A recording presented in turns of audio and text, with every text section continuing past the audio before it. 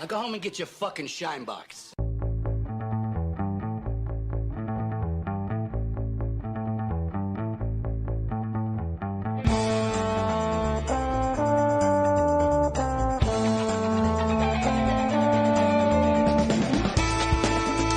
Hello and welcome to this week's episode of Corona Cinema. This week we'll be looking at inspirational teachers and films about them, hopefully.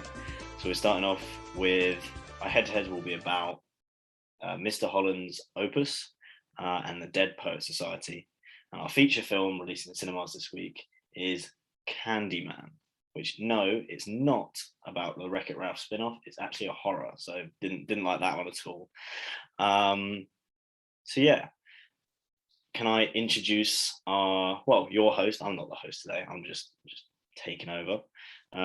Introduce Leon. Hello, hi. And Ross. Hello. And finally, Mason. Oh wait, he's not here because he never watches the films and he's kind of betraying us as friends. Anyway, I'd like to hand over to Leon, and then he can talk a little bit about these films, and then move us straight into the. Actually, no, we'll have a little bit of a chit chat, I think, first. Shots fired at Mason there. Oh yeah, obviously. Do you know what I was thinking about, May? What? How we're doing inspirational teachers. Like I don't think I had an inspirational teacher in school. Like, I had teachers that I liked, but no one who when I was thinking about it, there was no one who was like, oh, that they really inspired me creatively, or really, I don't know, captivated me in some way. There's lots of teachers that I liked, but no like inspirational ones in the sense of something like Robin Williams' character in Dead Poets. Did either of you have an inspirational teacher, even primary, maybe even uni? I don't know. Ross, did you? I had a good teacher in uni, like my first and second year, but yeah, I've never had like someone very inspirational in the extent to, like, these films go. Like, I don't know, I like Mr. Graham, but he wasn't like inspirational like Mr. Robin Williams. So yeah, you know what I mean? It's just banter. I think mine's a bit different because it's kind of like the teacher that has the biggest effect on me at this time. They weren't even my teacher, and I didn't like them, and I still don't really like them. Like, I didn't get along with them, but it was Miss Minahan, and she forced me to make an application and write a personal statement, and then actually submit something to uni, even though I didn't want to go. And I had no intention of going to uni, but if I wasn't at uni now, I have no idea what I'd be doing. So she's made like a fat impact on my life. And at the time I was just like, I hate you for doing this. Because I was just like, it's a waste of time. When really it was probably the best thing I could probably do. Because my parents didn't push me to go to uni. They were just like, yeah, do whatever, mate. Yeah, I feel like that's like a different energy to the inspiration teachers in this one. Because here it's like Dead Poets, like they're like being like led by him. They're like immediately like, oh my days, there's something charismatic about him, and we want to emulate what he did as a kid, and we're really inspired by him in this moment. That's like a different energy. It's like it's one of those where you don't realize until like years after. It's like, they were looking out for me. They were doing their best. Yeah, Mr. Holland had that one kid who knew all the stuff, but he just wasn't driven and didn't care about the music. Yeah, and then he came back and said thank you. So I suppose it's a bit like that. Yeah, that's a good example. I like it. Miss Minahan was probably my favorite teacher, definitely in sixth form. Yeah, it's not like an inspirational thing. Yeah, it's a different vibe. There were lots of teachers that you like. Everyone liked the PE department. That's where the banter was. That's good. That's another very different energy. If you were gonna be a teacher, the PE department would be your inspiration. Yeah, or maybe Mr. Williams, I guess. Oh, yeah, I really had a relationship with him. I know he never taught me. So I had him year 10 and 11. I never had a relationship. I never had a. Should hope not. We're going to talk about Mr. Holland's inappropriate potential relationship. We'll talk about that later. Yeah, that was a bit dodge. Yeah, I didn't like that one. Yeah, should do it. Should get into some inspirational teaching. Yeah, fuck it, go on. Yeah, why not?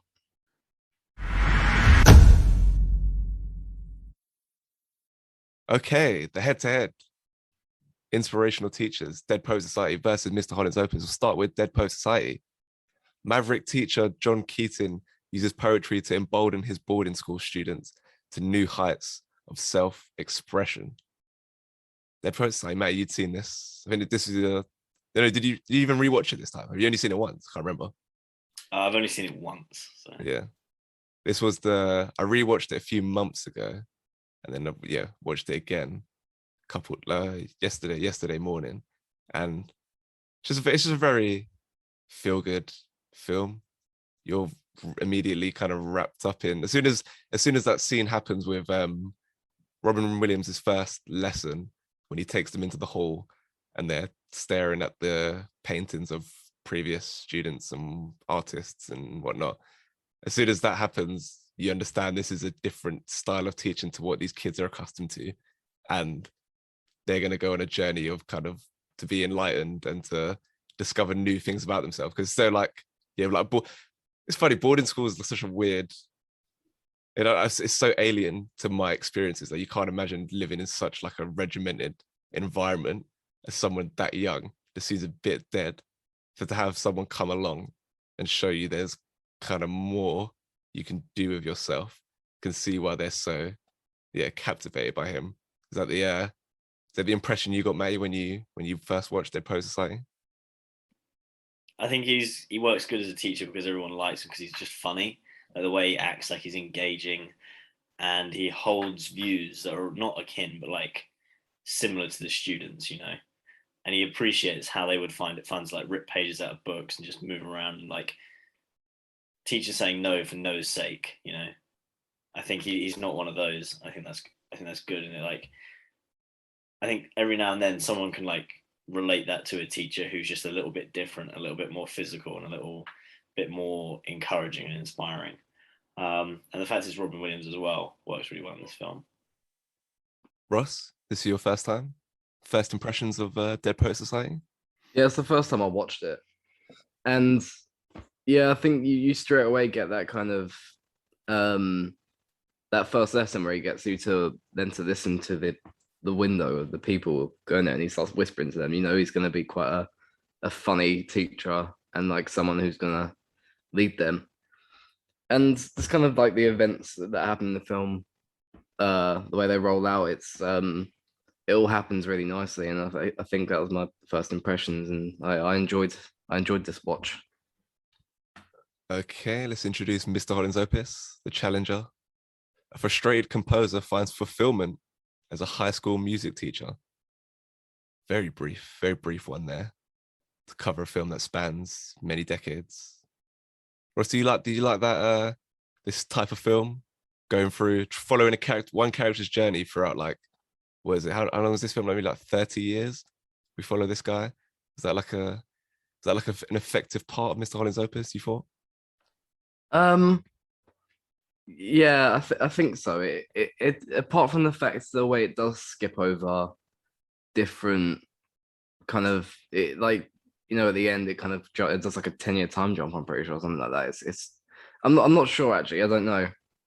It's quite hard I can't put my finger on whether I like it or not, because in some ways I do, in some ways I don't, because there's huge time jumps, and I don't really like the way they show how they skipped over time by just putting on like a little clip of events that happen in the world. I think it's kind of like an easy way out of actually like kind of showing his life in a different way, of showing how it's gone forward in time, rather than just sticking out, well, not the John Lennon one because that one was actually important, but just like a Watergate and stuff, so it's kind of there for no reason. So yeah, I can't really put my finger on whether I like it or not, but I think I don't really. I'm not sure. It's funny. This is the second time I watched it, and I was more on your side the first time I watched it. There's still a lot of problems with it, including that. Yeah, it has to, because of the big time span, it does have to skate through some issues. Like they just have the Terrence Howard character die because he had to go to Vietnam. Like they just skate over like issues like that. It's like issues within the world, within society in those periods. They can't really go deep into it because there's not enough time really. And the movie's trying to do other stuff. But yeah, watch it the second time. It's funny when that happens. Like you rewatch a film and it just kind of slides down easier for you. Everything just kind of crystallizes, and you understand the vibe. Like the first time I watched it, it's like he's a bit of a cunt. Like overall, Mr. Holland's a bit of a dick, and I didn't feel that the end, like what he had accomplished in his career, it didn't warrant that ending where they're all revering him. But this time, watching it this time, I was more caught up in it. So it's funny when that happens. Matt, what's your first experience of Mr. Holland? Well, I went this song because I was like, excuse me. I went this song because I have to watch it for the podcast. I was like, all right. Like I've sat down to watch a lot of films I wouldn't usually have watched or didn't want to watch. But this story is just like so plain. So like it's like, it feels like just such like a basic old film, you know, like a basic like 70s film about a man who's middle-aged. And it's actually really good. I really enjoyed it. And like watching through and following the character, I got like heavily invested in him. For like, I don't know why, but like I didn't really like the character at first. I think it's like a classic, like they actually developed the character from the start of the film to the end of the film. It's a completely different person, and he goes from being a kind of a shitty person to a better person. Like he still has probably some regrets. He could probably, I reckon, I don't know if he was given the option to do it all again and trade it for fortune and fame and doing his symphony. I feel like there may be a little bit of him that would want to, but I don't know if he would. But like at the start of the film, he's kind of like always putting himself first, and he's not even inherently happy that he's gonna be a father. And then it's just like it's like another blow as well when his son can't hear and can't enjoy the thing that he. Well, that's like a really good, not like twist, but like development, like, and that really like adds like a new struggle for him that it really takes him years to kind of like come to deal with. Like Cole was probably like 15, 16 or something. That was really well done as well. Do you think that's that scene at the parade, and there's that like screeching noise, and then like the baby just completely unmoved, and and then the thing with the mum as well, how like hysterical she is because she can't talk to her son. Yeah, I thought that was all really well done. That bit. Yeah, all of that you can just understand like the stress and anxiety that like also like teachers as well, put the amount of time and effort they put into like their students. It's just like it's almost like a bit dead. And if you're not like enjoying it and like capitalizing on like the progress you're making and the impact you're having on people's lives, you're going to end up hating that job. And it was nice to see him going from hating the job to like the only thing he wanted to do. Yeah, I just didn't expect it to be that good. Like all the way through, I was like heavily invested. Like I was like, oh, I'll watch an hour, I'll go finish packing, come back down. I'll just watch the whole thing all the way through by accident.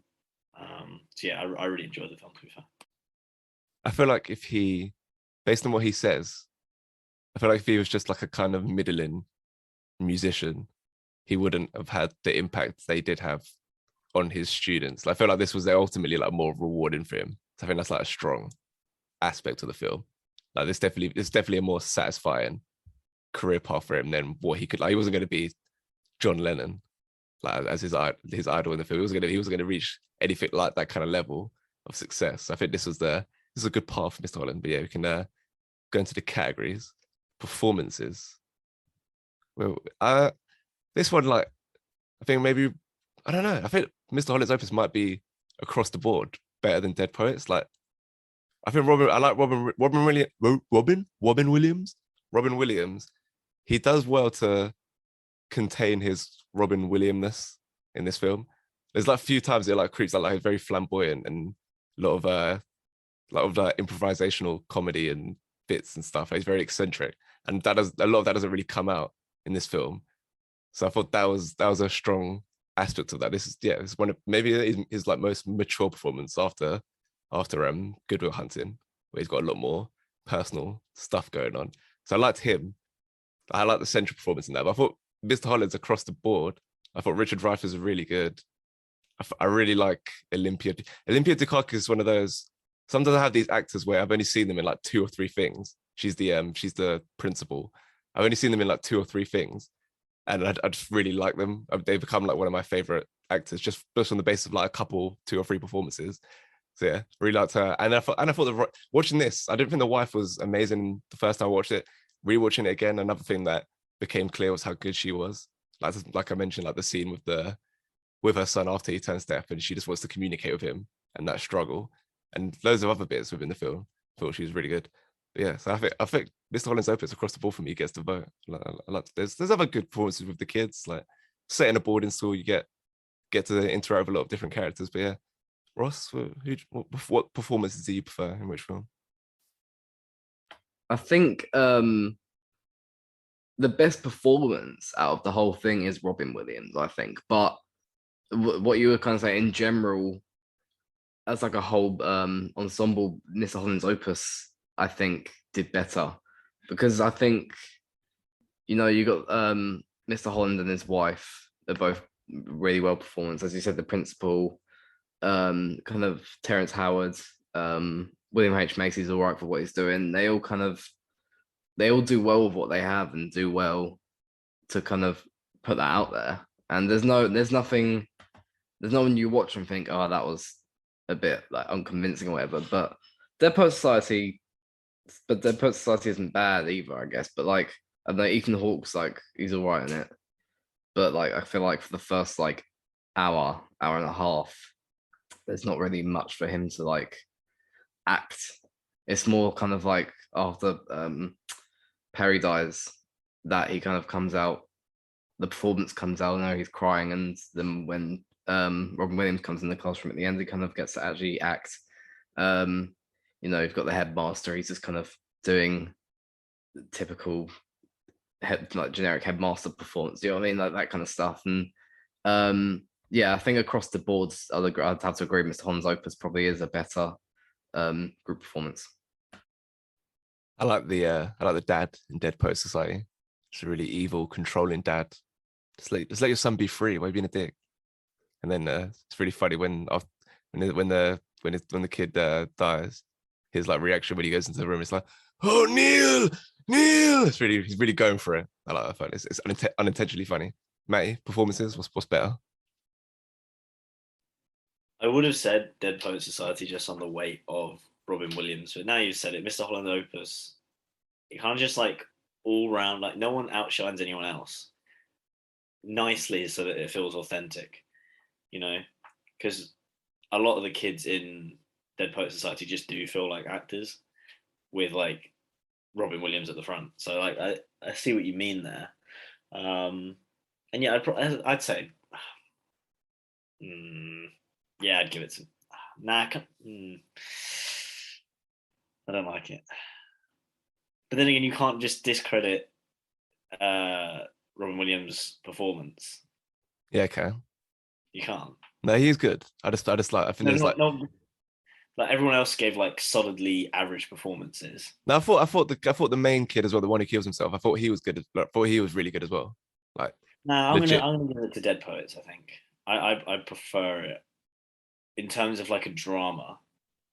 Like, Miss Holland Opus feels like a long series. To be fair, like the way it's almost like a modular period piece, and every like 5 minutes you take a bit to look at the history. Which is okay. I think it's one way of showing passage through time. And the makeup was good as well, to be fair, but we're not really talking about that. So yeah, Dead Poet Society, I'll give it to you. What did Ross say? I've forgotten. Did he say Miss Holland?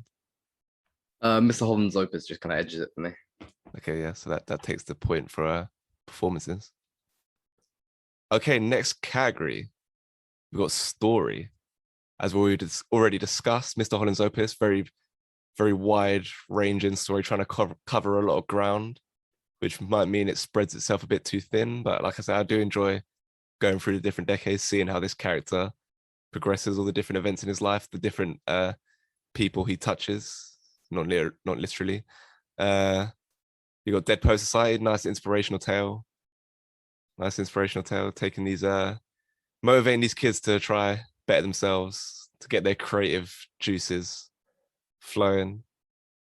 I guess it's like which we're doing. It's Inspirational Teachers Week. I guess the story kind of hinges on who do you think was the more inspirational teacher, in a way. You could look at it, who had a more profound impact on their students. I guess you could. That's kind of the point of both films, in the main. So I guess you could look at it like that. But where you leading towards for story, Ross? I think Dead Poet Society. I think it would be a lot easier as a music teacher to kind of bring your class alive and bring your students alive than it would be as a like English teacher.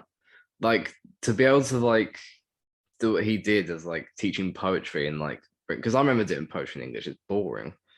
It's not fun. English isn't fun. Like if you had a teacher like that, that'd be amazing.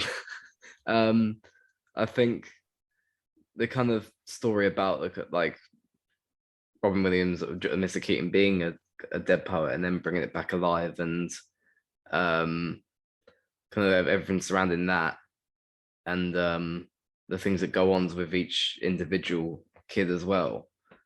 It kind of looks into more depth about this group specifically rather than Mr. Holland's like 30-year career. So it kind of takes more time with just kind of these like 7 kids and the teacher, I think. And that's why I think Dead Poet Society is taking it for me. Now's the time to talk about how Mr. Holland, specifically how he is a bit of a dick for a long time in this film. That was like my biggest gripe the first time I watched it. Like the way he interacts with his kid, like not making an enormous effort to learn sign language. When John Lennon dies and his kid like tries to show an interest and he's just like, oh, you wouldn't understand. It's like, why do you try to make him understand then? Like there's just no effort going on from him. He's just more focused on his music. And overall, just like, and even when his wife tells him he's pregnant, she's pregnant, he just kind of doesn't say anything until 20 minutes later when she's crying in the bed. And then the biggest flaw, the whole relationship between him and the student, which is just so weird. Like they have a bit of a connection, and then you can see it in his face. He's contemplating going with her. Part of him is like, I could do this, you know. And one thing I did forget as well, like probably the most fucked up part was when his wife asks him who Rowena is, and he doesn't say, oh, it's a student that I'm helping teach music to. He says it's like, what does he say? Some kind of Greek goddess or something. Basically, full on lies, and then the wife finds out that it is Rowena when she goes to the performance. That's like the biggest red flag. It's like he lied about the student's name because he was trying to cover something up. And then when he goes to the bus station, I thought he was going to kiss her on the head, which even that's inappropriate. But he kind of kisses her like just to the side of her lips, which is really weird. Who does that? And why would you do that anyway? Just very weird all around. I don't know why it's in the film. It's like the biggest drawback for Mr. Holland, which I guess in some way makes it strong. Like me and Matty both like the journey he goes on and his like development, and actually root for him the whole film, which I guess is a strength for the film considering a bit of a nonce going on there. So yeah, that was like my biggest issue the first time I watched it. It was less this time, but still that whole part didn't age well for me. Matty, was that as much of a issue for you, that whole bit with Rowena? It felt a little bit out of sorts for him, like when they just kept staying late after school, and like she just kept hanging around. Like she's just like, go be with your boyfriend, like just go, like, and like him as well. I was like, why are you entertaining this? You know, do your job. You know this is like a red flag. Do your job and then like get out of there basically, and like go spend time with your wife. But like it's nice that you see him contemplate it and decide no. You know, he doesn't do anything silly that he has to then like hide from his wife the rest of his life. He's like, yeah, I could do this, but I don't want to. Or I want to, but I don't. I'm not going to, because I'm going to be faithful to my wife and faithful to my son.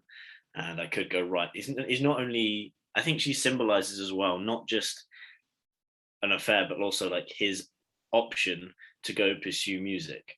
And he consciously chooses his family and teaching over music. And I think that's what they were trying to do. And yeah, it came across as a bit nonsense. I don't know how old she is. Like, she just finished high school. Yeah, she's 17. 17. Yeah, he's like old. Yeah, I like what you said. I agree with what you said about like it represents his, like he would want to go to New York to pursue music, not be here teaching. But I feel like you could just have that. You could have had that without the like indication there's like something romantic. You could have had like a student that wants to go to New York and he guides her there, and he's like, oh, that could have been me 20 years ago. I feel like there didn't need to be any romance, any hint at romance there. That's the only thing. I suppose it had like the double whammy of like, yeah, he could go to New York and pursue pursue music at any point, but it's just like he's going to New York to be single. Like that's like a bit dead, to be honest. So that's like he might not find that's the worthy exchange, but like all he gets to go to New York, and there's a younger woman involved as well. So it's like he can start fresh, you know, do his music and then have like a new family later on. Like it's like the not ultimate temptation, but like for him that's like pretty tempting. And then when he goes home and he says to his wife like I love you, and I think she knows somehow, because the way she looks, and she's like I know because you're here basically. And that's really nice, and I think that moment it's just like 5 words between them in just a little scene, and it's just like that's quite powerful. So I like that exchange. It just gets a bit weird because like you like your skin crawls a little bit when you're like get away, leave him alone. But like in terms of the story, I prefer Mr. Holland's Opus over Dead Poet Society, just because it shows you how things are progressing just by the way he reacts and interacts with his family members at different points in the film. At the end, nothing particularly has happened, well, apart from the big like we love you parade. But what they do show is like him reacting well with his son, reacting well with his wife, and then coming to terms with retiring as well. Like it's not so much something happens story, it's just like the way he changes the person story, which is good. And then when I look at Dead Poet Society, some kid wants to become an actor and then he shoots himself because he can't. I don't feel that's very inspiring, you know. At the end of the day, he's just going to go to military school for like till he's like, I don't know, you can do what you want after like 18 in America. 10 years. What? How long? They were going to make him go be a doctor as well, and he said that would take 10 years. I feel like I'd kill myself if I was going to be stuck in something I didn't want to do for 10 years. Yeah, but what's like the legal age that you can just fuck off? Well, no, because he's going to be stuck over under his parents' like control his whole life, pretty much. Nah, not really. And he wants to be an actor. Yeah, leave at 18, like fuck around in military school for 2 years, leave at 18, and this is like what, like and never talk to your family again. Yeah, fuck them, the dickheads anyway. This is like the 60s or something. When is this? 1959, I think it's set. Oh yeah, like, yeah. You can get like a house for £10. Like leave, work in a chip shop, buy a house, and then just become an actor. Like I really don't think that was the logical situation there from someone who's going to one of the leading schools in the country. Like maybe it was for a 17-year-old or however old they are. I just didn't. It just felt like it's just like a tragedy, and like that it's like a story, yeah, but it's not a very nice one. I just prefer the story of Mr. Holland. Opus. Yeah, that's all I'm gonna say. I'm gonna go for Dead Post side. It's a little more, it's a little more sharper. But Mr. Holland, there's too much going on. It's a bit incoherent in parts. Yeah, let's go Dead Poet side. Although I do like Mr. Holland's Opus a lot more, based on watching it again and then even talk about it now. Yeah, the Dead Poet side gets to the all right. Visual style is the next category. Dead Poet's got a lot of nice when they go out into their little, they're in like a cave in a, what is it? I don't even know what that is. Their little place where they have their meetings and they have their black hoods on. They march out into the night. It's got like a smoky aesthetic going on, all that kind of stuff. Look pretty cool. But Mr. Holland's Opus, very big wide screen. Nice. It looks very modern. Yeah. Visual style. What are you saying, Ross?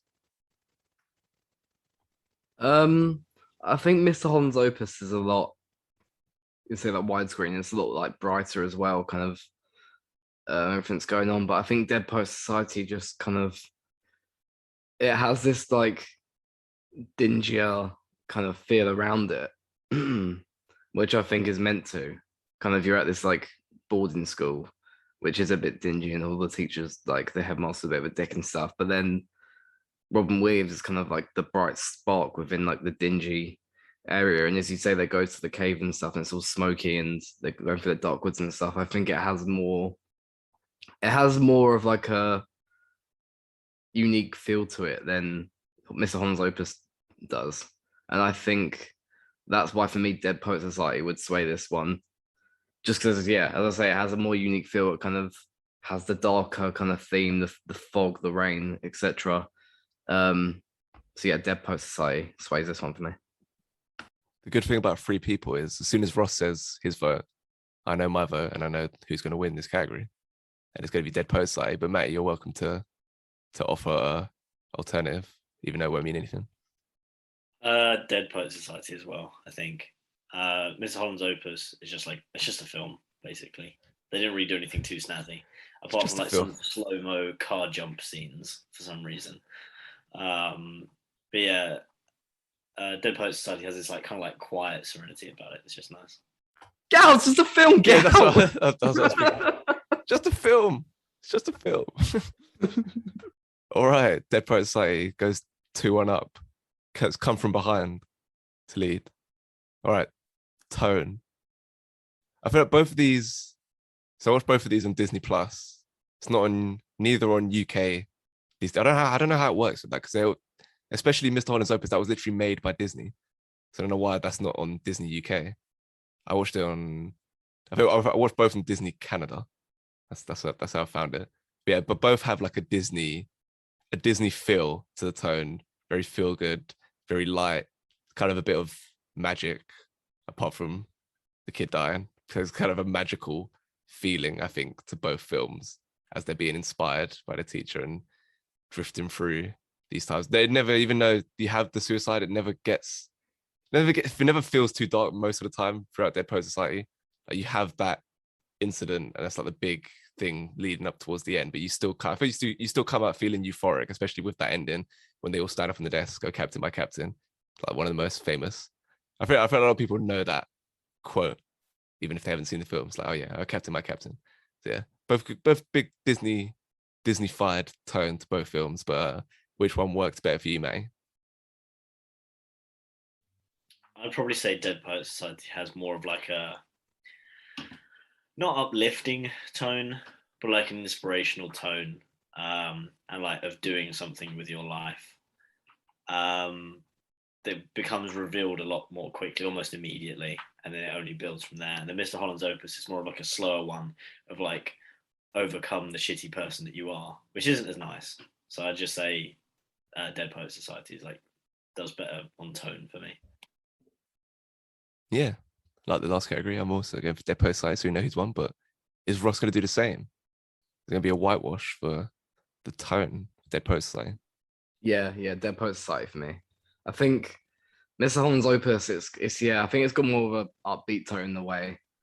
But I think the kind of nonciness of Mr. Holland, and then like he can't even be bothered to learn sign language for his own son as well. It kind of does ruin it a bit for me, that the tone. Whereas like Dead Poet Society, you have this kind of, it's just Robin Williams just comes in and just lifts all the kids up and like makes them feel good, you know, in a different kind of way to what Mr. Holland wanted to do. But you know, yeah, I think Dead Poet Society deserves a 3-0 win in this category. I do still enjoy the whole vibe, like I've said before, like the whole vibe just going through a man's journey over several decades. Even though it's like it's pretty cheap and not that like imaginative to just have these like montages of events specific to that time to like show you, okay, here we are now. But I still like it, especially when there's like movie bits, like they show you what films do we see. There's definitely Rocky Horror Picture Show. There was another one, like another famous film they show it within the montage, and it's like, oh, we're in that year now. I can't remember which one it is. That's annoying. It's one that I like. Am I going to think of it? 70s? Was it 70s or was it 80s? I don't know. I'm not going to remember it. So we're moving on. Dead Poet Society wins that category. Last category. I hadn't thought of it until just now. I forgot to come up with one. But now it's the obvious one. It's just who is the most inspirational teacher out of the two. That's who will get the point. So May, who's the most inspirational? Should we all say it on 3? Okay, yeah, go on. 3. Well, the name of the teacher of the film. The name of the teacher. Okay. Wait, what is it? Well, his name is Mr. Keating in Dead Poet Society. So no, Mate's going to pick them. Okay. Yeah, we know. You blew your load too early. two, 2, one. 1. Mr. Mr. Keating. That was terrible. Yeah. We did it. Yeah. What's that? Is that Dora the Explorer? You know, when they do them, she completes her mission. It's like, we did it. Yeah. Did you ever watch? That does ring a bell. Did you ever watch it? Yeah, when I was younger. I haven't watched it for a few years, you know. Yeah, she's pretty inspirational as well. But yeah, Mr. Keating, overall, just a nicer guy. More, he offered, yeah, there was nothing really wrong with the advice he gave. Like, obviously, it led to a tragedy, but it's not really his fault. And I think overall, his messaging was a lot clearer and better for the students. Mr. Holland even though he was still impressive, and I did feel it. Like I said, the second time round, it was like, okay, I understand now why so many people would revere him in this way enough to have this big ceremony at the end. The first time I watched, like, what? He's just some like dickhead, bad father who's a bit of a nonce as well. Why are you celebrating like this? But I got it second time. But yeah, Mr. Keating still the guy. You got anything else to say, Matty Ross? Anything else to say about Mr. Keating? I think Mr. Keating lifts up the whole class. With Mr. Holland, he prefers the people that enjoy music, I think, overall. And when I was watching Dead Poet Society, I was like, you know what, I would have loved to have a teacher like this, but I didn't think that about Mr. Holland at any point, really. So yeah, I think it says it all, really. I was about to say something and I've completely forgotten it. Mr. Holland, he was on my mind. I was going to say something. Music. No, it's not going to come to me. Let's just forget it. Okay, that's the head-to-head. So what was it? That's 4-1. Is that right? We have 5 categories? Yeah, 4-1. Dead Poet Society. I still do like Mr. Holland's Opus. Don't know if I want to get another thing. Is another one. It's very long. Doesn't need to be that long. That's good. I think that's, again, it's got a lot of time to cover within the film. 2.5 hours. I watched this when I came home yesterday. I put it on at midnight. Yes, getting through that. Nearly fall asleep by the end. But yeah, I like it. Dead Poet Society wins there.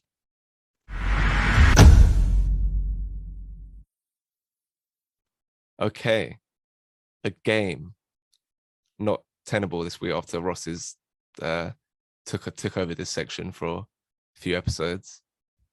Now, on the spot, just before we start recording, I was thinking about ideas that I had for games. Come up with box office game. Basically, I'm going to say a film. So we'll start with, because we're doing Candyman, the new Candyman. I'm going to have, first film is Candyman, the original, which made $25 million worldwide. Then I'm going to say another film, and you got to tell me whether it's higher or lower than that gross worldwide. Yeah, understand? Comprende? My lips are bare dry right now. It's gonna hurt. I'm ready. Let's have some water.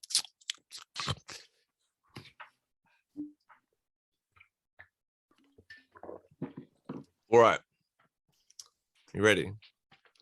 So Candyman, that's the starting point. Candyman, the original, 1992, made $25 million worldwide. Dead Poet Society, higher or lower? Definitely higher. May? I would have said lower, but Ross said higher, so I'm going to go higher. I'm certain it'd be higher. Both going higher, yeah? Final answer? Yeah, I'm going lower. You're a moron, May. Made $235 million worldwide. I reckon that was what the Dead Poet Society budget was. Much higher. Yeah, it's a bit. Wait, which one made more? Dead Poet Society made more. $235 million worldwide. It was a massive hit. Robin Williams is a massive star. Mr. Holland. Huh? I understand that. Mr. Holland's Opus, higher or lower than 235 million? Lower. You sure? Yeah. You'd be right to be sure, because it made 106 million. Still quite a lot, to be fair. It's a bit mad. Yeah, that's fair. Yeah. Nothing would make that. No, a film like that would never make that much. No, bit mad. Random. That was actually relevant to what we're doing this week. Now it's just random films that came into my head as I was trying to come up with some answers. Eyes Wide Shut, higher or lower than 106 million? I reckon, because it came out after Kubrick died, and Tom Cruise was fairly big, like quite big at this point. Higher. It was higher. It'd be higher. It was higher. You got 100, 162 million. Even that's a bit mad. How weird that film is. Obviously, yeah, Tom Cruise. I feel like at that time, because it was Tom Cruise, it's like, oh, Tom Cruise film, and they don't even know. Maybe they don't even know who Kubrick is, and they get in there, and it's like, what the fuck? The fuck is going? If there's a film that would flop, I think it'd be that one. I feel like it still didn't make a profit or anything. Not a lot. It didn't make a profit or anything. Oh yeah, what's the budget? The budget was probably a lot for Cruise's salary alone, not gonna lie. But then, To be fair, and they've got Nicole Kidman. Okay, as was shot, yeah. Next one, Inglorious Bastards, higher or lower than 162 million? Higher. This could be a trick question, but no, I think it would be higher anyway. It's not a trick question. It made double, almost double. 3, 2, 1 for Inglorious Bastards. Tarantino, yeah. People love Tarantino, man.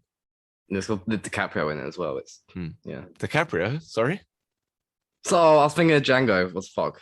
Sorry, Brad Pitt. So I haven't seen that version. Director's cut. Brad Pitt. Is this one a trick question? There'll Be Blood, higher or lower than 321 million? Lower. Sure. Yeah. Yeah, you're right. Comfortably lower. Embarrassingly low. PTA does his fans don't come out. They don't make a lot of money. 76 mil for There'll Be Blood. That's a shame. Happy Gilmore, higher or lower than 76 mil? Higher. I feel like lower because that's an early song in the film. I'm saying lower. Higher. Okay. But it's lower. I knew it. Yeah, that logic. I think Ross's logic is probably right. So yeah, it's a bit before he became megastar, where he could make these comedies and they just make 100 mil easy. Yeah, it made 41 mil. Happy Gilmore. Still my favorite. Still my favorite Sandler comedy. I like It's Yours. Yeah, it's alright. Mate likes it as well, I think. Yeah, it's alright. Prefer the football one in prison. That is the longest yard. That's what Ross just said. Oh, I'm not listening. I thought you were talking Leonardo about DiCaprio was in that as well. Yeah, Leonardo DiCaprio. He's one of the guards. Leave that out.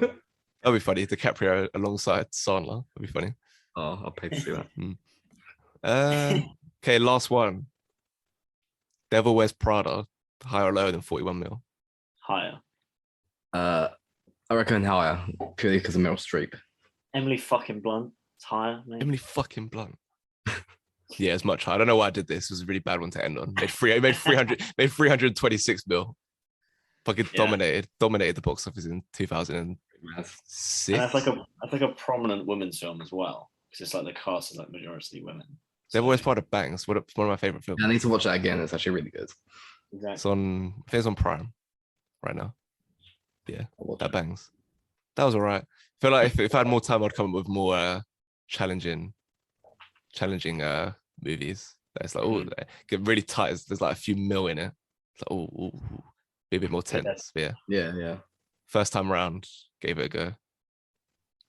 Okay. Game is done. Full-time whistle.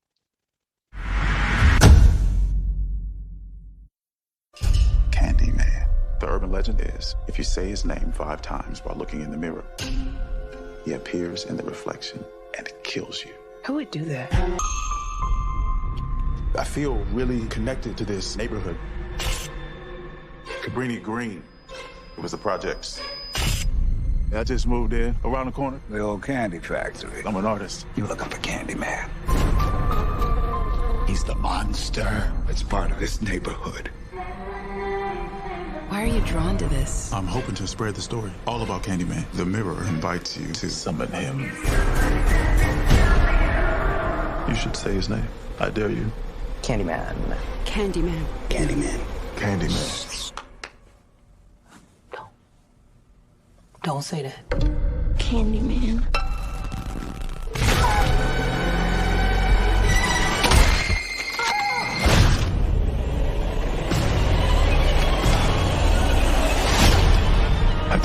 mistake. I brought him back. Candyman isn't real! Something's happening to me. He had a purpose for you. To be another one of his terrible stories. I guess he found me. All right, main review.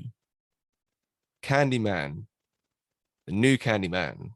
The sequel to the first one. Although I feel that's a big issue with the marketing. Like, a lot of people don't know that this is a sequel to the first one. They kind of thought it was a remake. So I feel like it failed a bit there. It's a lot of this because there's a lot of stuff from the first film within this one. So yeah, poor marketing on their part. But it is Candyman from 2021. Ross, what did you think? So, as I was watching this film, first I was like, I didn't realize it was a sequel at all. I thought it was a remake. So yeah, first I was like, oh, it's like an homage to the film. And then a bit later on, I was like, oh, it's a sequel. So yeah, it took me a while to even figure out it was a sequel until like they started proper going into like detail about like Helen and stuff. But it was okay. It kind of did the job as a sequel, but at the end of the day, it wasn't as good as the first one. And I think when you make a sequel, it's always going to get compared to like the original. And the original is really good. I really like the original. It's like I wasn't expecting it to be as good as it was, just because it's not as much of a classic as like a lot of other kind of 80s and 90s horror films. But yeah, I mean, it's Candyman. I think it's got some good aspects of it, but as I say, it's always going to get compared to its predecessor, and that was that's just where its downfall is. I think it's just not as good. Matt, you hadn't seen the first one, and you do really want to watch this one either, but you sat for it in a dark cinema, dark, dingy Odeon in Hatfield, where they don't even check tickets. What was your experience as you sat there cowering in fear in your chair? It wasn't the most unpleasant film I've ever seen, but I hate these films with a passion. They just don't let me sleep well at night. But this one wasn't so bad because night before last, I didn't sleep very good because I felt scared. But last night was okay. So the half-life on this film's not great. So poor to them to not make a scary, like, that film could be terrifying, and they didn't make it that scary, to be honest. I think, yeah, because I didn't watch any of the films before. I don't think you need to. I think it works quite well. I think you guys seem more confused than me because you'd seen the last ones and trying to like connect the dots. But I think there were certain parts of it that felt a bit weird. Like I was trying to figure out if it was a supernatural thing, or was it just like lots of different people pretending to be Candyman. And then at the end, it seemed. Oh yeah, spoilers by the way. It seemed like they were going to do it as in it was just like a mantle that's passed on. It was an actual dude, but then all of a sudden he turned into a different dude, which is weird. And then also people like actually like get picked up by nothing and float in the air and like get like it's like he's invisible. I didn't really understand it. So it seemed weird that they were like almost explaining it, but then it's still being supernatural, if that makes any sense. And they definitely could have capitalized more on the mirror scenes, to be honest. Like, I think they put it too out there. Like, the way where he's looking in the mirror at himself and he can, like, move the hook around and, like, he's mirrored and it looks like he is. Like, the foreshadowing that he was going to be the next Candyman was, like, awful. Like, it's just, like, so obvious. They definitely could have played with that more because it wasn't even really, like, what's it called? It wasn't really a surprise. But I don't really watch much horror films, so I don't know what the standard is. So what do you guys think? I'll start with the things I like about this film. I did like, so the first one, it's a woman can, like, as they go into detail in this film, like Helen, she was a graduate student doing a paper on like urban folklore or something like that. And that's how she got involved in the Candyman story. And I do like the idea of this one being like an artist trying to capture what Candyman meant and and he's a bit of a dick as well. Like, he's exploiting these people's kind of heritage, like in the Cabrini, what's it called? Cabrini, I can't remember what it's called. Green. Cabrini Green, yeah. Their experiences there, trying to turn it into something that he can make into profit through his art when it's not really, he's not really serving them in any way. He's just trying to take their story and turn it into something artistic for himself. So that was kind of like, I kind of liked that bit. And I do enjoy when a character delves deep into a story and gradually like kind of loses their sanity. I think that can always be like an effective route for a story to go down. Like he gets too invested in the Candyman story, becomes kind of obsessed with him, and then he gets really creepy. Then his girlfriend turns on him because he's turning into a different person. So that kind of yeah, like I said, like a supernatural journey that does often appeal to me. That was kind of the stuff I liked, and there was some decent body horror in there. I guess like it's grotesque the way his arm goes, his whole body, like the scaly effect they put on him. That was really gross. I thought that was effective, but overall, yeah, it just didn't work. I didn't think like it felt. The first one weaved in like kind of social commentary about Black people living in these deprived areas, and then when the areas become too shit, the white people are like, oh, it looks shit. We're gonna redevelop it and then price you out of the neighborhood we put you in the first place because we couldn't be asked to take care of you. Like it kind of weaved that in naturally, whereas this one felt like a kind of like a lesson. It's like he like has to feel like he has to define like gentrification and stuff within the film, and that was like at the expense of it actually like suspenseful feel. Like it didn't build up the suspense, I thought, in hardly any points.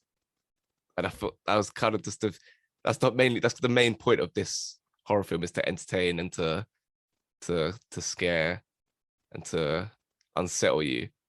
And I don't think they achieved that because they were too focused on giving you a lesson. Like obviously Jordan Peele's one of the writers in this film, directed by Nia DaCosta. She's going to be doing the Marvels, which I think there's a Captain Marvel sequel. I didn't even know that until I heard that the other day. I thought it was just a separate thing, but apparently that's what it is.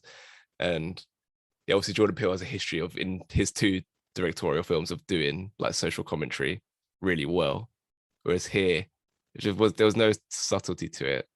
And that was kind of, just watching it, was kind of just rolling my eyes like, who's this serving? Like, this isn't just very coherent. So yeah, I didn't really like it. Overall, I was quite disappointed. And by the end, it wasn't bit there. I didn't feel like it, because I was shocked when it ended, because like I didn't feel like it was building up to any. It didn't feel like there was momentum building up to like a big climax. It's like we have this scene, have that bit with the very on the nose scene with the police and him being revived by her to come take them out. Just didn't feel like it was going anywhere. So yeah, I'm quite low down. I was quite disappointed in this film because I was quite excited, obviously, because Jordan Peele was involved. Yeah, it's a bit disappointing. Ross, what was your experience of Candyman? I think I was yeah, I think the fact I was confused about kind of it being a remake than it not being a remake, because I had no idea, that kind of threw me.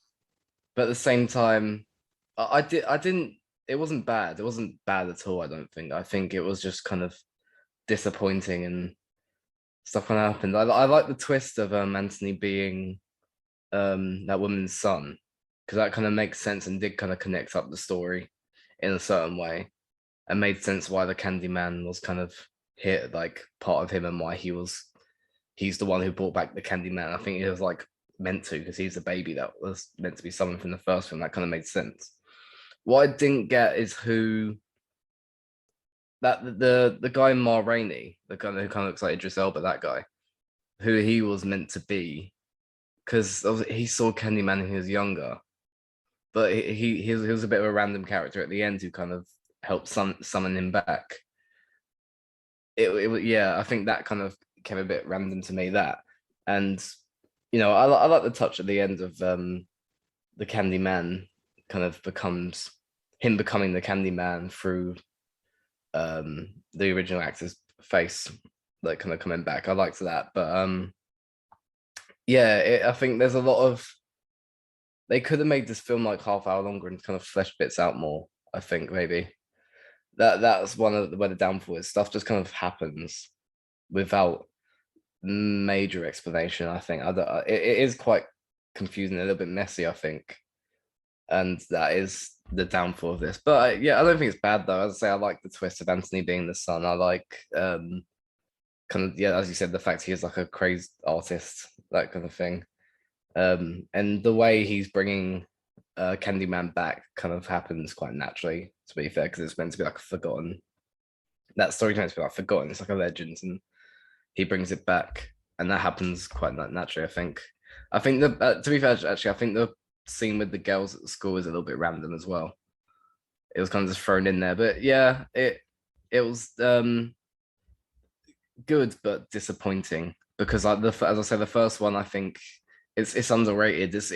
You don't hear about it being like as much of a classic as a lot of kind of horror films, but I think it should be. Whereas yeah, I don't think this one lived up to the standards of the first one.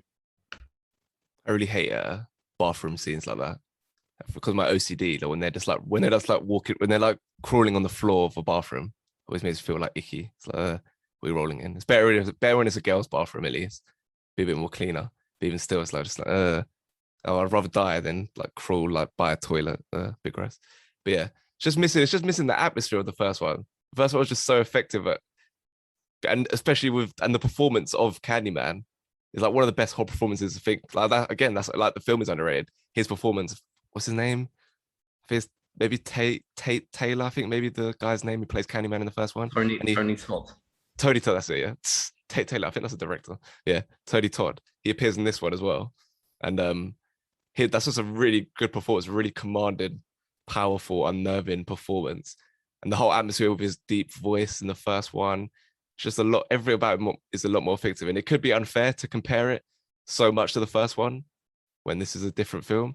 But ultimately, there's so much of the first film infused into this one, and they're constantly trying to make references back to it and emulate scenes from that. And the thing of like the little silhouette figures to like show you what happened in the first film. That as well. It was all right for the first time. It's like a neat little cool way to explain what happened in the first film. They repeat it so many times that it just becomes a bit like, okay, what are we doing here? What are we trying to accomplish this really further in the story?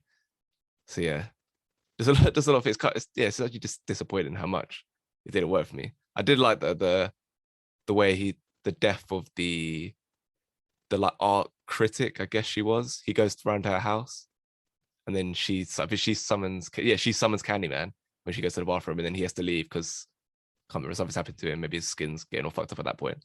And then he's like the camera pulls away from the apartment block, and you see it from the outside, and he's running away, and then you just see her like in the window get taken out by Candyman. That was one little bit of a direction that I enjoyed. Yeah, overall just disappointed.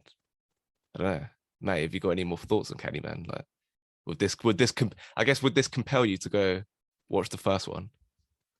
I enjoyed the music. I enjoyed basically everything that wasn't trying to be horror was good.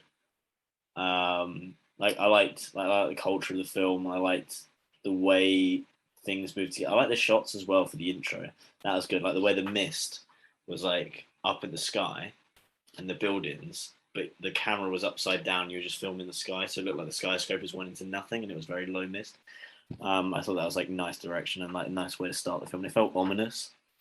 I like the noises they put over the things, like this like low kind of like juddering hum. Like it just made things feel scary. So all of that worked well.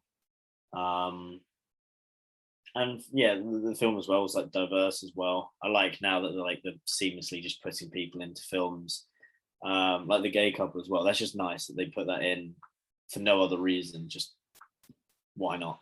That we're getting to the point where they can put people into films without making it the point, you know. Like the point, it's like a pivotal plot point that they're gay. Like that's nice.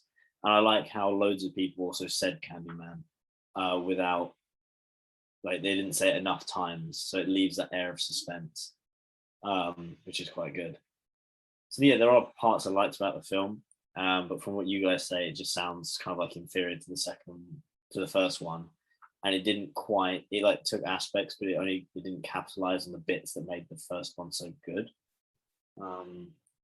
It stresses me out because the fridge makes noises and I think there's someone behind me. So yeah, I'm good about talking about this for now because it's creeping me out. Thanks. So you're gonna watch the first one? Fuck man. What? Scary. It's good.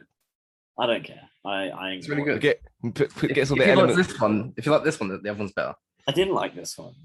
I liked bits of. It's like you look at a car crash, and I might be able to use that bit afterwards. You know that. That hubcap's okay. That's how I feel about this film. You know, the music was okay, basically. Jordan Peele wrote the first one as well. I don't care. Okay. It- Did No. he? How old is he then? I don't even know. He might have actually been old enough to write a screenplay. Not gonna lie, but I've been like 18, I reckon. Yeah. No, maybe a bit old, maybe a bit younger. I reckon he's like reckon- 45. He's 42 now. Okay, so he would have been like 14. Never know. Could have done. But yeah, Yeah. I would recommend the first one highly for everything. It's a better horror film, a better social commentary, better suspense. I don't know. I feel like it's a bit peak on this film because it's doing well. I'm happy it's doing well still because it's nice to have Jordan Peele still winning, Nia DaCosta getting another black woman, black director, black female director getting. Is she even black? Might have just said that. We're not even knowing. They even know what she looks like.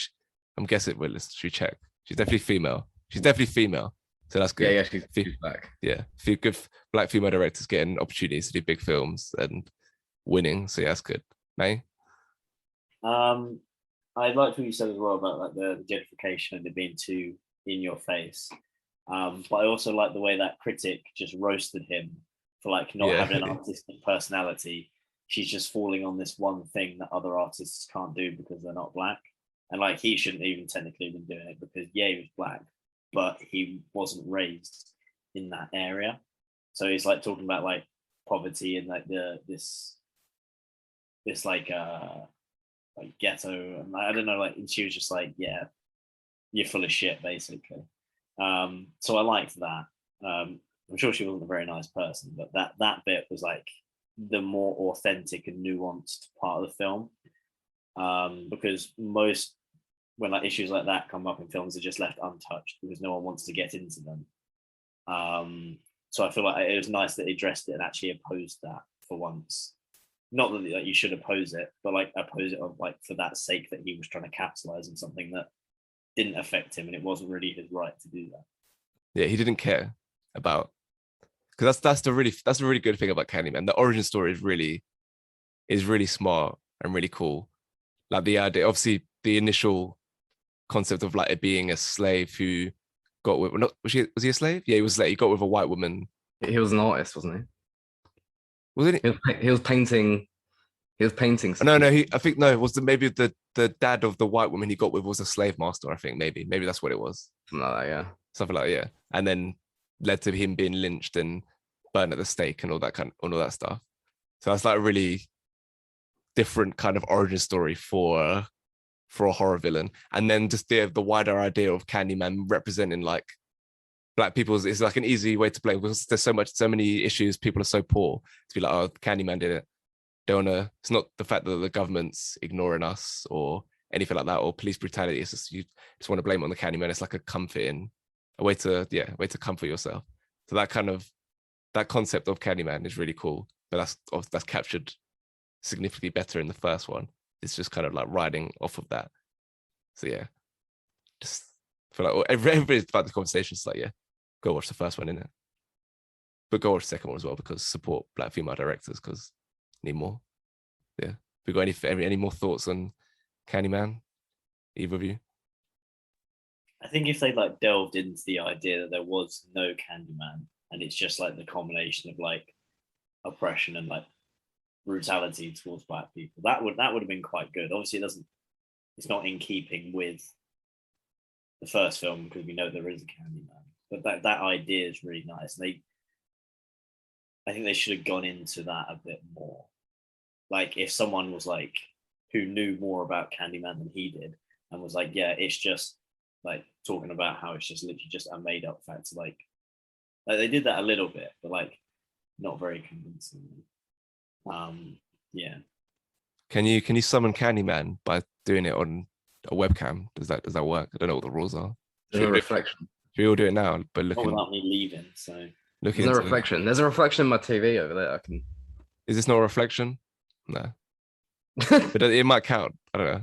Is it exclusive reflections? I didn't read the Yeah, fine print. it's a reflection. I don't read the It's fine print. Are you sure? I don't want to do this. I don't really Candyman. want to do it. Yeah, I'm kind of scared. Candyman. Shut up. It's a webcam. You're fine. Leon, no!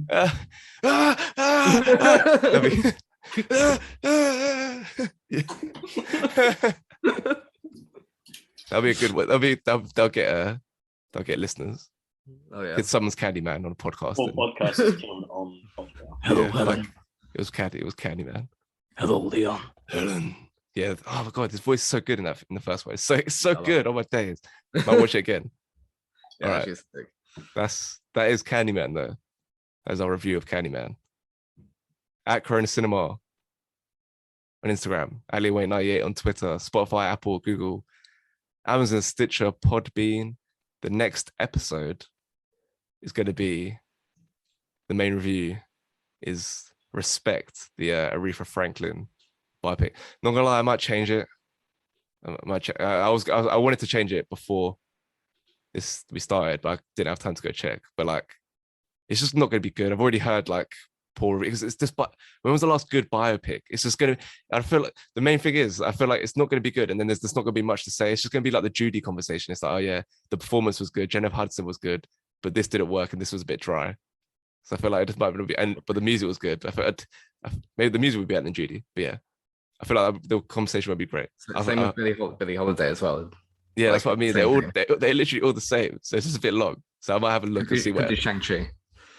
Yeah, it's annoying though because that comes out this week, and then we're doing this in 2 weeks. Right. But yeah, could just do it. But I like Yeah. mixing it up. I like mixing it up. I'm not doing like the biggest release. Oh, why don't we watch Respect and then decide? Yeah, we'll see what happens. See what. Yeah, I'll have a look and see what anything else is coming out that weekend. We'll see. But because it was Respect, I did best-selling soundtracks as the head-to-head. But we could do that anyway, I guess. So The Bodyguard, the number one selling soundtrack of all time. I think it's even. I was looking at the highest grossing albums of all time. I think it's even in the top 5 for that, maybe. Definitely top 10. And then the number one selling soundtrack in the UK, Dirty Dancing, which is number 3 of all time. Saturday Night Fever's number 2. So doing The Bodyguard versus Dirty Dancing. That's what it is. That's who I am. This was the podcast. Go well. Cheers. Cheers.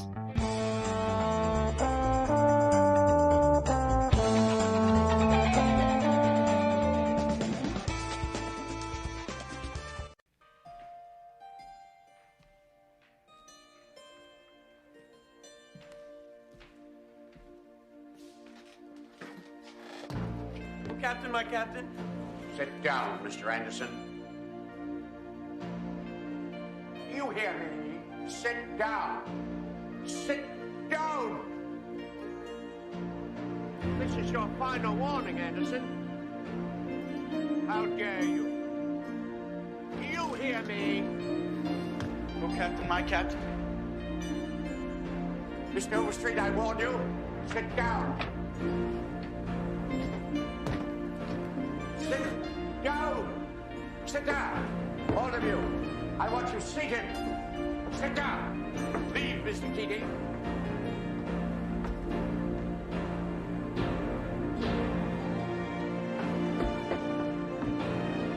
All of you.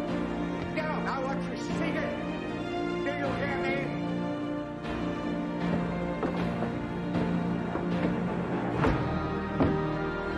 Sit down.